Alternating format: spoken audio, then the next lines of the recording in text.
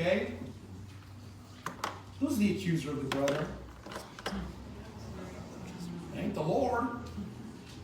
So when they're coming along accusing him of doing wrongdoing, we shouldn't be finding agreement with those accusations.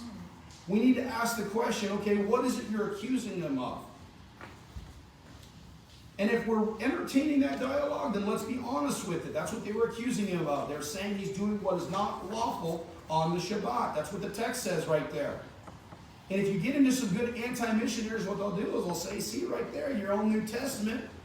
Your own New Testament says that he was a lawbreaker, therefore he could not be the Messiah.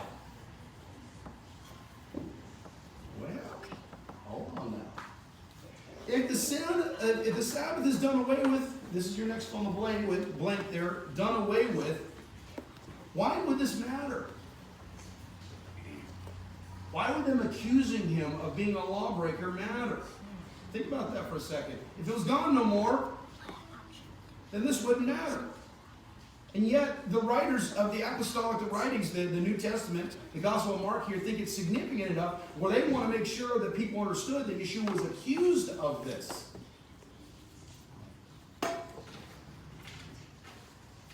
All right, let's look at this idea of what is not lawful, okay? First of all, I want to make sure it's very clear here. I've read through the whole Torah many times. The Torah never forbids the plucking of grains on the Sabbath day. It never forbids this. Did you know that? Mm-hmm. If we knew the Torah, we would know this was not actually a really good accusation, because he wasn't breaking what the Torah says. If he was breaking what the Torah says, we got a real problem here. Because then what we're basically telling everybody is that Yeshua was violating the Torah, and therefore that makes him a transgressor of God's commandments, of God's laws. God is a king. Kings have kingdoms. Kingdoms have laws. If he was breaking the king's commandments, his laws, then that makes him a lawbreaker and not qualified to be the Messiah of Israel. We got a problem. How does he say? And I Love Lucy, Lucy, you got some splaining to do. The Torah nowhere ever forbids somebody from plucking grains on the Shabbat. Let's look at a passage here. Let's go to Deuteronomy chapter 23. When you enter your neighbor's standing grain, then you may pluck the heads with your hand, but you shall not wield a sickle in your neighbor's standing grain.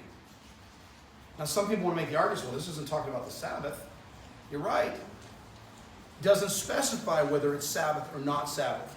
But what the Torah actually gives permission to do is for a person to actually be able to glean something from their neighbors. It's very interesting that the rabbis have a lot of ideas on what this means, not just on a practical sense, but especially on a spiritual sense. There is something about being in community, about an exchange of ideas. I love it when I hear the men of God speak up in the fellowship and I glean something from that. I'm like, ooh, I got to write that down. That's good.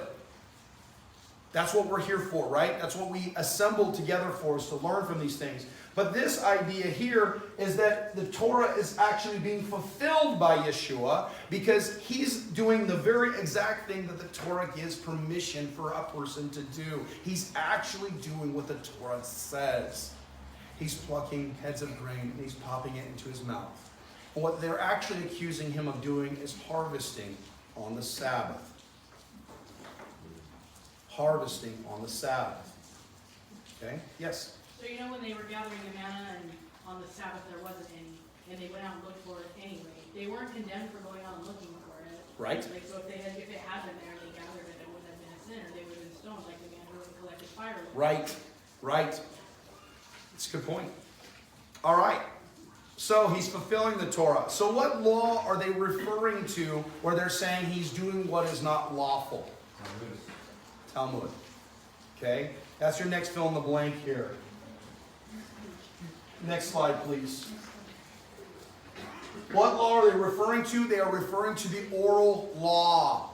They are saying he's doing what is not lawful. Now remember, understand first century rabbinic Judaism, which is kind of a little bit of a play on words there, because rabbinic Judaism didn't officially exist in the first century, but you have kind of the four leanings of it coming forward.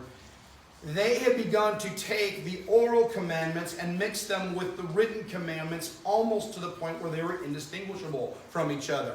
So one of the things that is very difficult for us to do, if we don't know what the law of the king says, what are we going to do? We're going to end up with some really, really difficult understandings when somebody comes and asks us, why are you breaking the law of God? Does this seem like it's a little bit legalistic? I have been